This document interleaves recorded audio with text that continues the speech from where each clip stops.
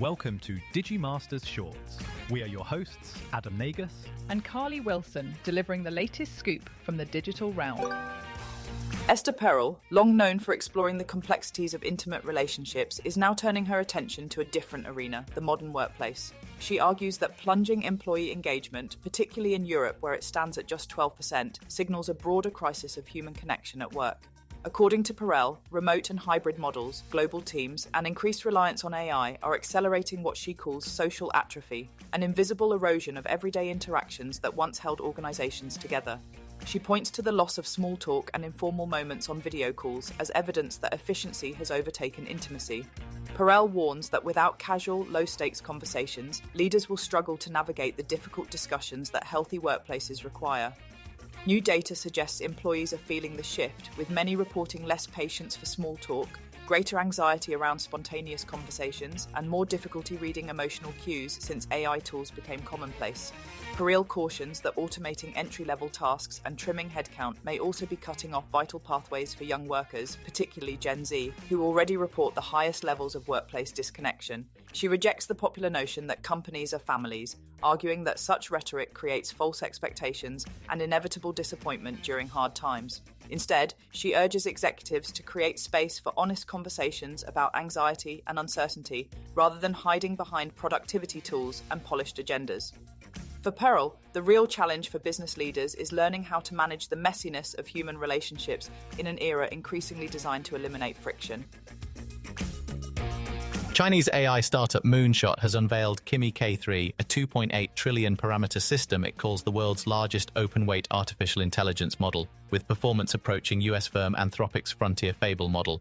The announcement comes just a month after the US government withdrew Anthropic's Fable and Mythos models over security concerns, highlighting the arag pace of China's AI development.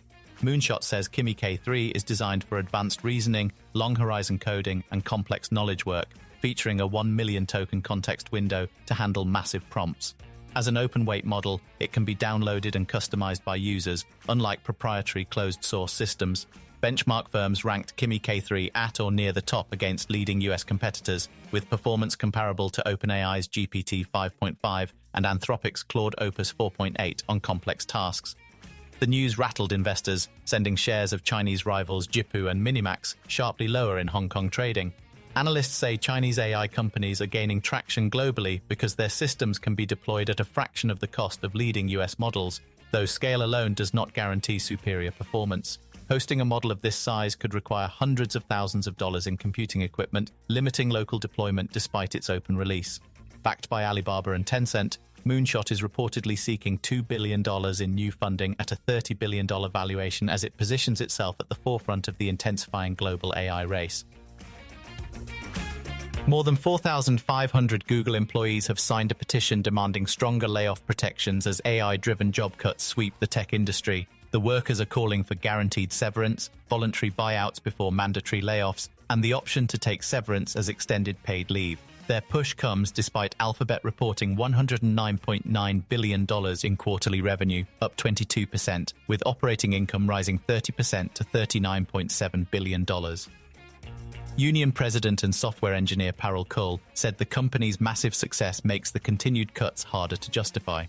Since the start of 2023, Alphabet has laid off more than 14,000 employees, with additional reductions hitting managers, cloud staff, hardware teams, and AI contractors through 2026. Employees rallied outside headquarters, accusing leadership of putting profits over people. The union also wants an end to performance rating systems workers claim are quota-based rather than merit-driven, a charge Google denies.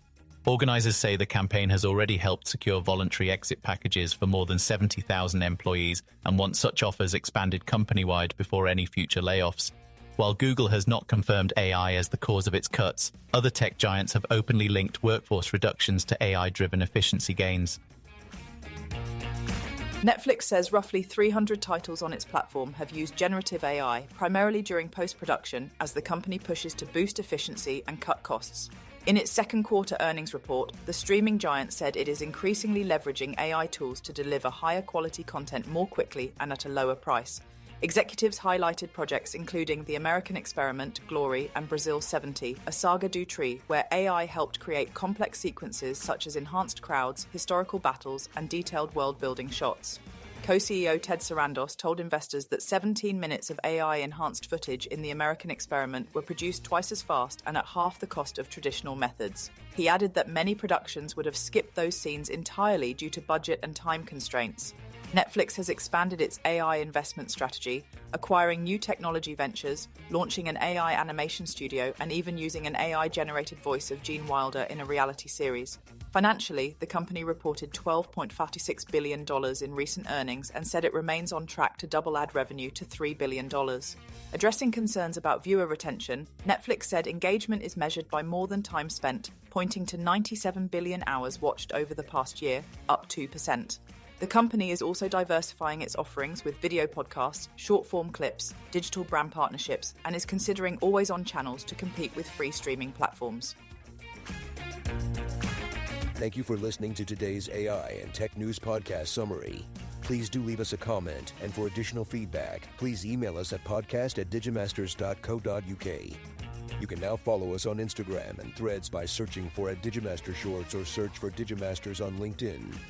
Be sure to tune in tomorrow and don't forget to follow or subscribe.